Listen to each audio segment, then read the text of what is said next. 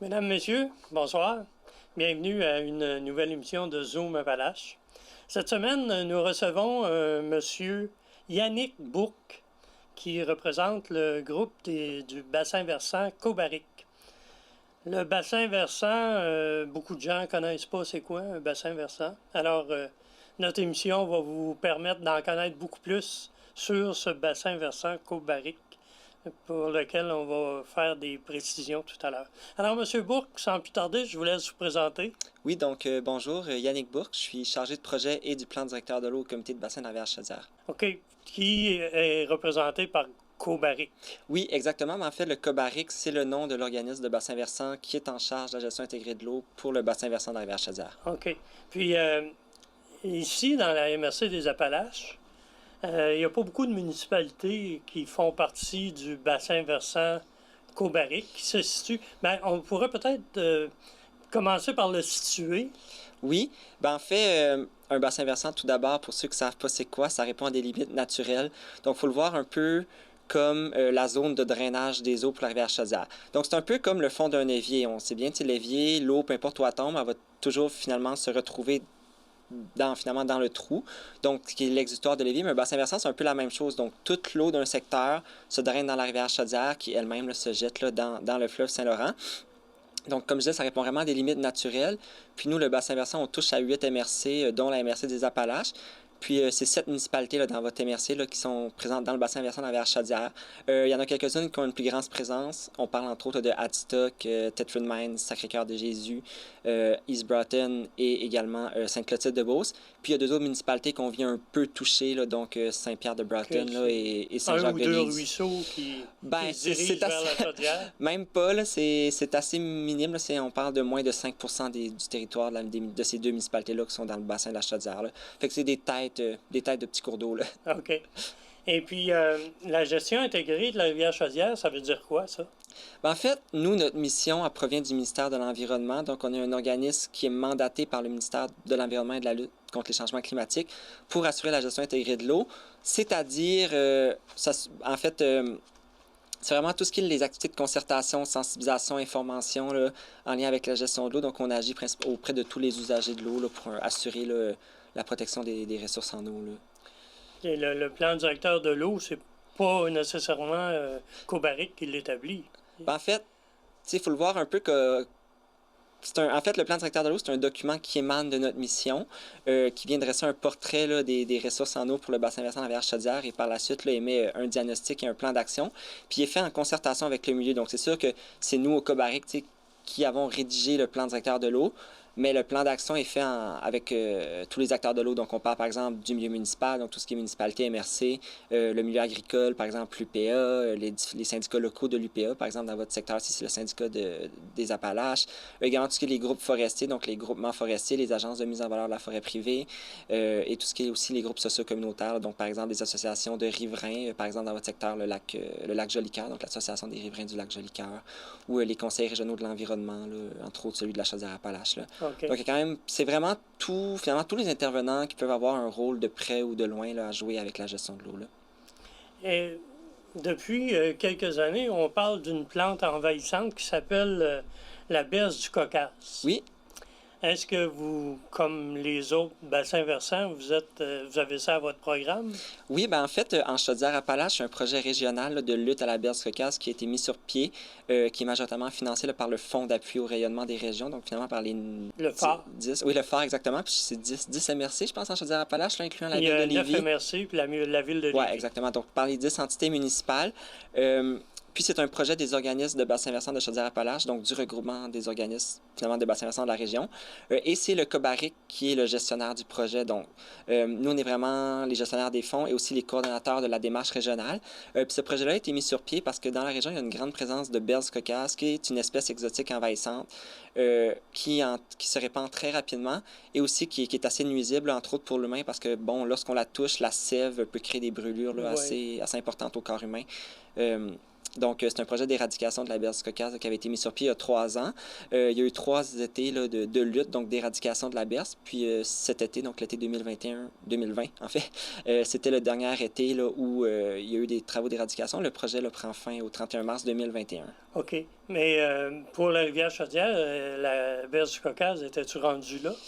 Oui, elle est vraiment partout au Québec. C'est juste qu'en Chaudière-Appalaches, il y a vraiment eu un mouvement de la part du milieu environnemental et municipal pour éradiquer la plante.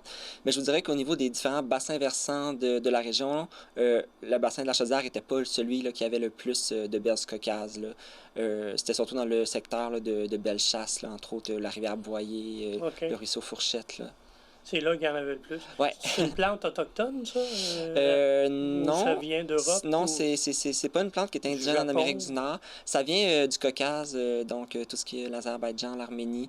C'est une plante là-bas qui est naturelle, qui avait été introduite en Amérique du Nord là, pour des raisons horticulture ornementales. Parce que quand même, esthétiquement, c'est une belle plante. Ça vient assez gros, ça fait des fleurs, mais elle est très nuisible puis elle se répand là, très, très facilement. Elle est résistante. Ouais. Est-ce qu'on peut penser qu'il y avait dans le projet, il y avait le portrait des données, la communication et la formation. Oui. Il y avait l'éradication et finalement, il y avait le contrôle. Est-ce que le contrôle est assuré maintenant? C'est pas moi qui étais principalement sur le projet, mais je peux vous assurer qu'il y a un bon contrôle qui est fait. Est-ce qu'on est totalement en contrôle? Je pense qu'on s'approche. Cela dit, le projet prend fin là, au 31 mars 2021, comme je vous disais, mais il y a eu un avenant de signer, donc on va pouvoir pendant encore une année ou en tout cas peut-être quelques années continuer le contrôle, le suivi. Donc, je dirais que oui, on est en contrôle, mais est-ce qu'on contrôle 100% de la plante? Est-ce qu'on connaît l'emplacement de 100% des colonies de berce cocasse? On connaît celles qui sont existantes. Est-ce qu'il y en a d'autres en forêt qu'on ne connaît pas? Ça dépend toujours là, de... Parce que vous savez, en fait, nous, pour savoir où sont les plants de berce, c'est des signalements qui proviennent de la population, des municipalités. Puis s'il y a un citoyen qui en a chez lui puis qui ne sait pas reconnaître la plante ou qui ne sait pas qu'il y en a puis qui ne la signale pas, nous, on passe à côté d'une colline. Donc, c'est pour ça qu'on dit que c'est difficile finalement d'être totalement en contrôle, mais globalement, ça va bien. Mais je présume que c'est une plante qui a besoin d'eau pour vivre, pour se reproduire.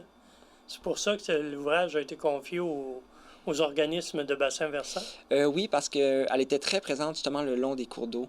Encore une fois, surtout dans Bellechasse. Mais oui, c'est pour ça. C'est sûr qu'à première vue, l'éradication de la berce cocasse, vu que c'est une plante, c'est pas nécessairement quelque chose qui s'inscrit dans nos missions, dans nos mandats. Mais cela dit, puisque c'était beaucoup relié à l'espace riverain, donc aux bandes riveraines des cours d'eau, c'est pour ça qu'on a pu mettre le projet de l'avant et le faire financer par le FAR, donc le Fonds d'appui au rayonnement des régions. Là. OK. Cobarrique, il y a 4 enjeux. Oui, 4 enjeux au plan directeur de l'eau. Il y a l'enjeu de l'eau potable, il y a l'enjeu des écosystèmes aquatiques et riverains, de la sécurité civile et du récréo-touristique. Alors, si on parlait de l'eau potable. Oui, en fait, le bassin versant de la rivière Chaudière a quand même une assez grande population, donc on parle de près de 150 000 personnes qui vivent sur le bassin. Et la rivière Chaudière, en fait, il y a plusieurs grandes villes qui puisent leur eau dedans. Donc, tout ce qui est la ville de Lévis, la ville de Sainte-Marie, la ville de Beauceville et la ville de Saint-Georges puisent leur eau dans la Chaudière. C'est pour ça que c'est un enjeu assez important, donc d'assurer la bonne qualité de l'eau potable. Puis, quand on parle de qualité de l'eau potable pour le bassin versant de la rivière Chaudière, ce n'est pas seulement la rivière Chaudière, mais c'est tous ses tributaires. Donc, par exemple, ici, dans le secteur des Appalaches, la rivière du 5 et la rivière Prévost-Gilbert, l'enjeu couvre, et les actions, finalement, qui découlent du plan directeur de l'eau pour cet enjeu-là, couvrent également ces rivières-là. Donc, mais comme enjeu pour l'eau potable, c'est d'éviter que les fermes envoient le purin dans les rivières, dans les ruisseaux. Oui, en fait, ça, c'est déjà quelque chose qui est défendu par le ministère, par le gouvernement. Mais nous, l'enjeu, en fait, les actions concernent surtout l'eau potable, bien sûr l'eau potable, mais en fait, de réduire les apports de pesticides dans l'eau, de réduire la pollution, qu'elle soit diffuse ou ponctuelle. Il y a également des actions là, qui sont plutôt reliées aux ouvrages de surverse des municipalités. Donc, par exemple, les bassins, les étangs aérés, quand il y a trop d'eau, il y a des surverses qui est fait parce que les infrastructures municipales de gestion des eaux usées n'arrivent plus à fournir quand il y a des trop grands volumes. Donc, réduire les surverses. Il y a également tout ce qui est des actions en lien avec les réseaux d'égouts, donc éviter les réseaux unitaires, c'est-à-dire que dans un même réseau d'égouts, c'est à la fois les égouts pluviales et les égouts sanitaires qui finalement... Ça fait en sorte que ça déborde de temps en temps. Oui, exactement. Ou qu'il y a des rejets, là, parce que souvent, les réseaux d'égouts pluviaux se rejettent directement dans les cours d'eau ou bien passent par un traitement.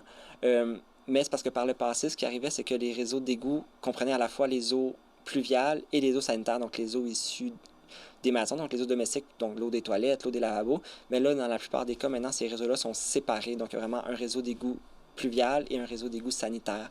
Donc, c'est de faire en sorte que les municipalités qui ne sont pas encore dotées de réseaux séparés puissent le faire. Ouais. Ce sont des actions. Mais vous, c'est des recommandations que vous faites. En fait, c'est une action qui est inscrite au plan directeur de l'eau. Est-ce qu'elle va se réaliser d'ici la fin du plan ou pas? On a quand même une certaine portée, dans le sens où nous, on ne peut pas obliger une municipalité à implanter un réseau d'égouts séparé s'il n'y en a pas. Mais nous, c'est inscrit au plan directeur de l'eau parce que le milieu voulait que, dans une perspective long terme, c'est quelque chose qui soit implanté partout. Quand on parle d'une perspective long terme, ça peut être longtemps? Bien, ça fait déjà plusieurs décennies là, que les réseaux unitaires sont remplacés par des réseaux séparés. C'est graduel. C'est ça. Dépendamment des finances publiques. Exactement. C'est quand même des travaux qui peuvent coûter cher aux municipalités, même ça, des différents programmes de financement. Mais nous, c'est inscrit au plan directeur de l'eau parce que on souhaite qu'éventuellement, toutes les municipalités se soient dotées ceux qui ont des réseaux d'égouts, bien sûr, là, se soient dotés d'un réseau séparé. Là. Mais je présume que les grandes villes que vous m'avez mentionnées tout à l'heure ont des usines d'épuration. Oui, c'est ça. Et même les petites municipalités, moindrement qu'on a un réseau d'égouts sanitaires, il doit y avoir un traitement là, des eaux usées qui est fait. Là. Non, ça, c'est pour les eaux usées, mais pour l'eau potable. Oui. La plupart des municipalités traitent leur eau potable. En fait, les interventions que vous faites, finalement, c'est pour la rivière. Le poisson, la faune, la flore. Non, c'est vraiment pour assurer une bonne qualité de l'eau potable parce que lorsque l'eau est de meilleure qualité, on vient réduire les coûts des municipalités qui sont liés à l'assainissement des eaux. C'est vrai. Mais oui, c'est sûr qu'on travaille aussi, c'est le prochain enjeu, là, tout ce qui était, vous en avez parlé tout à l'heure, la biodiversité, les écosystèmes. Cet enjeu-là, dans le plan directeur de l'eau, on vient surtout travailler auprès, justement, des écosystèmes comme le nom l'indique, donc tout ce qui est la faune aquatique, la faune riveraine et aussi les bandes riveraines. Oui, les bandes riveraines, il y a des inspections qui se font par Cobaré ou pour exiger des gens qui... Nous, on n'a aucune portée réglementaire de notre côté. Nous, on est plus un organisme d'information, de sensibilisation. Donc, notre plan directeur de l'eau, on ne peut pas contraindre personne ou aucun organisme à réaliser les actions. Il y a beaucoup de municipalités de MRC, par contre, qui ont adopté des règlements en lien avec la bande riveraine. Et ce sont les inspecteurs municipaux qui font les inspections au niveau réglementaire pour la bande riveraine. Nous, ce qu'on peut faire, c'est de dresser un portrait, de dire, OK, dans tel secteur, la bande riveraine, elle est de bonne qualité, elle est respectée en fonction de la réglementation en place. Dans certains autres secteurs, elle ne l'est pas. Mais on peut faire des projets également de plantation de bandes riveraines ou d'amélioration, mais on n'a aucune portée juridique. Vous faites des recommandations au MRC en ce qui concerne la gestion des cours d'eau? On collabore beaucoup avec eux. Vous savez, les MRC se doivent de s'arrimer. Donc, les schémas d'aménagement des MRC se doivent de s'arrimer avec les plans directeurs de l'eau. Donc, il y a un arrimage qui est fait, mais est-ce qu'on parle vraiment de recommandations? On pourrait plutôt dire qu'on parle de collaboration, de sensibilisation. C'est sûr que nous, on peut aller voir une MRC puis de dire, votre MRC, par exemple, il y a une problématique au niveau des bandes riveraines, il faudrait peut-être agir. Mais encore une fois, c'est vraiment la MRC qui a le dernier mot. Qui est maître d'œuvre. Exactement. Nous, on est là pour la concertation puis s'assurer que la gestion intégrée de l'eau se fasse avec le milieu, mais je rappelle encore qu'on a... Il y a le ministère de l'Environnement aussi qui dit son mot. Oui, exactement, mais ça, c'est surtout au niveau des lois et des règlements provinciaux. Nous, on est vraiment là pour s'assurer que tout le monde collabore puis tout va bien, là, mais on peut pas taper sur les doigts à personne puis on peut pas donner d'amende non plus, là. Dans les autres enjeux, il y a la sécurité civile. Là, je présume que la sécurité civile, c'est limité aux inondations. Oui, vous savez, le bassin versant de la Chaudière, bon, il y a beaucoup d'inondations, surtout en Beauce, donc secteur Sainte-Marie, Scott, Saint-Joseph, Vallée-Jonction, et Beauceville et Saint-Georges. Cela dit, il y a beaucoup d'inondations locales également. Donc, dans la MRC des Appalaches, quand il y a des grosses pluies, donc des forts débits de pointe, faisons seulement penser à l'ouragan Irène en 2011, il y a eu il y a eu beaucoup là, il y a des ponts qui sont partis. c'est ça, des dommages aux infrastructures routières, même aux gens qui habitent en proximité du cours d'eau. Donc, il y a quand même des inondations locales un peu partout sur le bassin versant.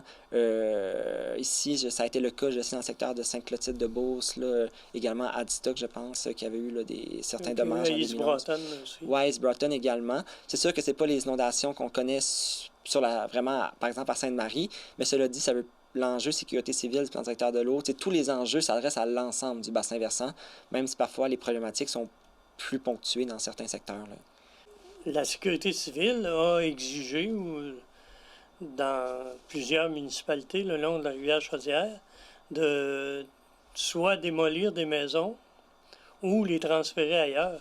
Est-ce que le Cobaric a été consulté là-dessus ou...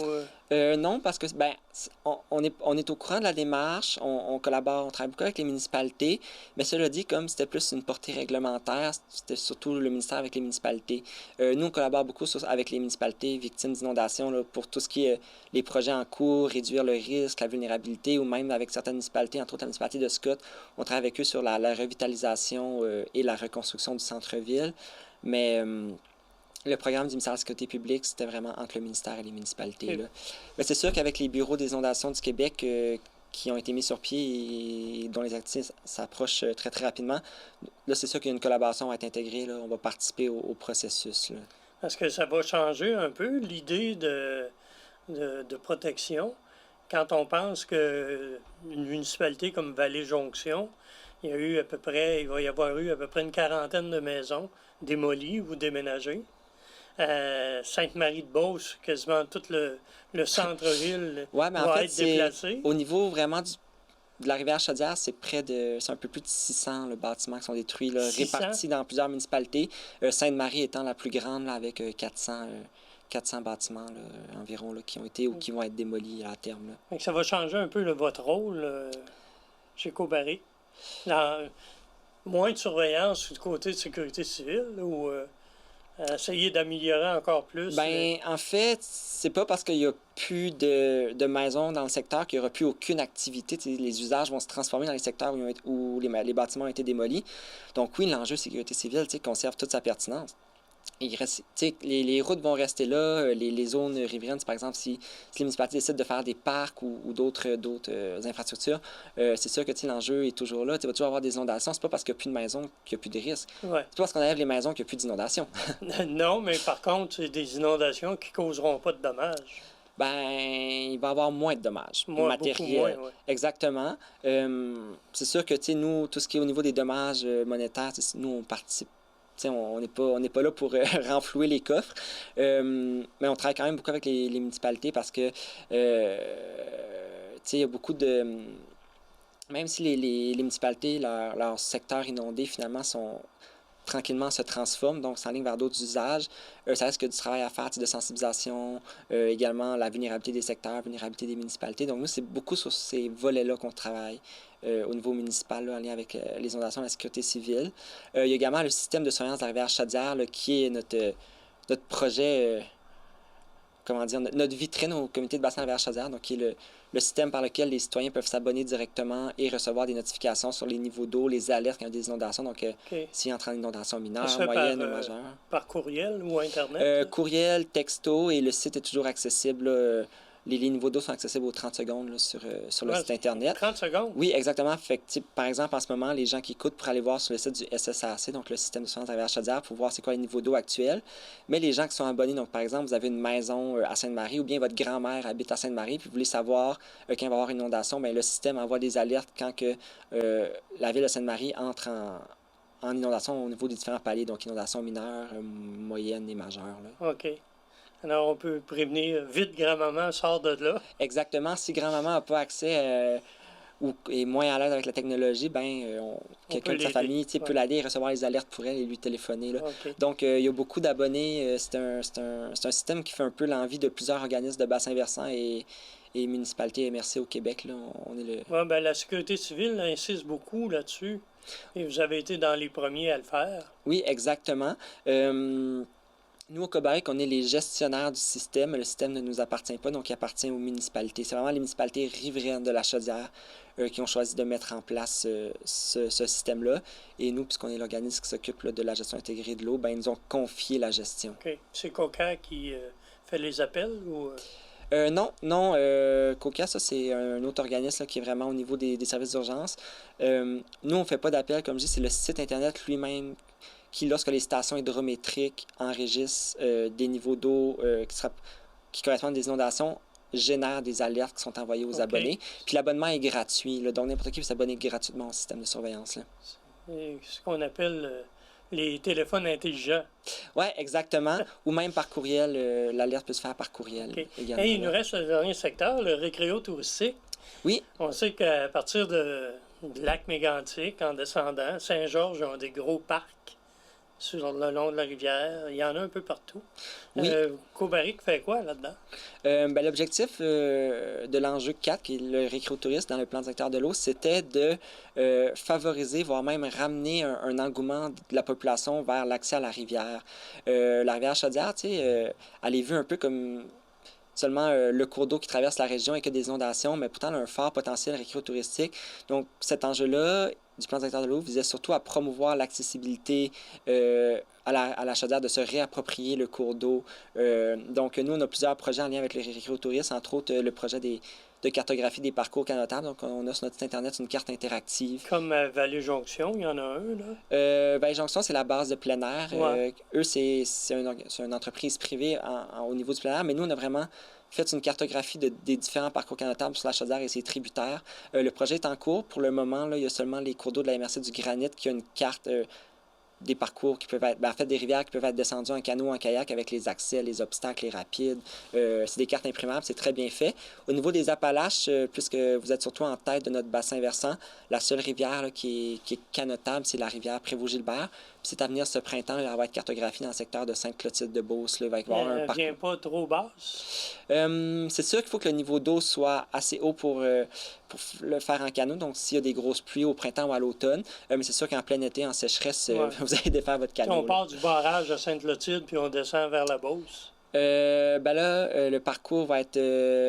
Parce qu'on peut pas, il y a le barrage à Sainte-Clotilde-de-Beauce. Mais après ça, c'est libre d'accès. C'est ça, c'est notre expert canoteur qui va définir. On fait affaire avec un canoteur expérimenté. C'est lui qui définit les parcours, là, qui les trace. Là. C'est un sous-traitant, mais c'est notre principal projet en lien avec le récréotourisme.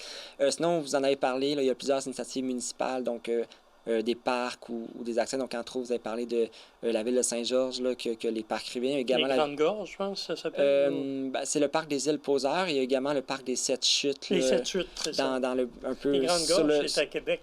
Oui, exactement. Donc, le parc des îles Poseurs, qui est vraiment dans la Chaudière, et le parc des Sept Chutes, là, qui est plus sur la rivière Poseur en tant que telle. Sinon, il y a également là, Sainte-Marie, qui est le parc du domaine Tachereau, qui est un très grand milieu humide d'importance, tant pour le maintien de la biodiversité. C'est où le manoir a brûlé récemment? Oui, exactement, où le manoir du domaine Tachereau. Donc, vraiment un très beau parc, là, beaucoup d'efforts qui ont été mis. On parle aussi du parc des chutes de la rivière Chaudière, là, à Charny, dans la ville de Lévis, qui est un autre bel exemple d'accès.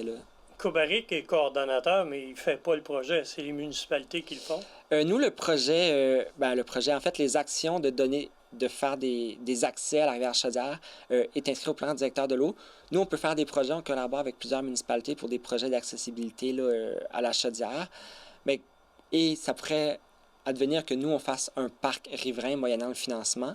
Okay. Mais vous savez, le plan directeur de l'eau qui est fait par le comité de bassin de la rivière Chaudière, les actions sont inscrites, c'est pas seulement le Cobarec qui peut les réaliser, ça reste vraiment à tous les acteurs de l'eau, tous les intervenants.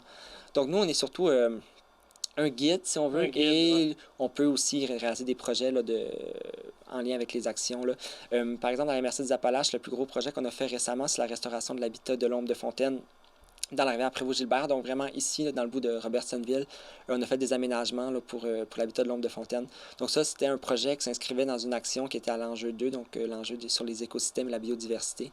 Donc c'est des exemples de projets qu'on fait. Faire le plaisir des pêcheurs. Oui, exactement, pour essayer de ramener là, l'Ombre de Fontaine. Là, en fait, elle est déjà présente, mais pour plutôt bonifier sa présence et assurer sa survie là, dans le cours d'eau. Alors, on a fait le tour des cartes en jeu. Malheureusement, c'est tout le temps qu'il nous reste. Parfait. Alors, M. Bourque, un immense merci. J'espère que les gens vont être un peu plus éclairés sur ce que Cobaric peut faire pour eux. Exactement. Puis sur notre site Internet, vous avez tous les projets qu'on a réalisés ou qu'on réalise. Donc, on vous invite là, à aller consulter le site du Cobaric. Là. Bien, merci beaucoup. Merci. Mesdames, Messieurs, c'était M. Yannick Bourque qui vous a parlé de Cobaric. Et comme il disait, pour plus d'informations, je vous conseille d'aller sur le site, un site qui est super intéressant. Alors, merci de votre écoute et à la semaine prochaine.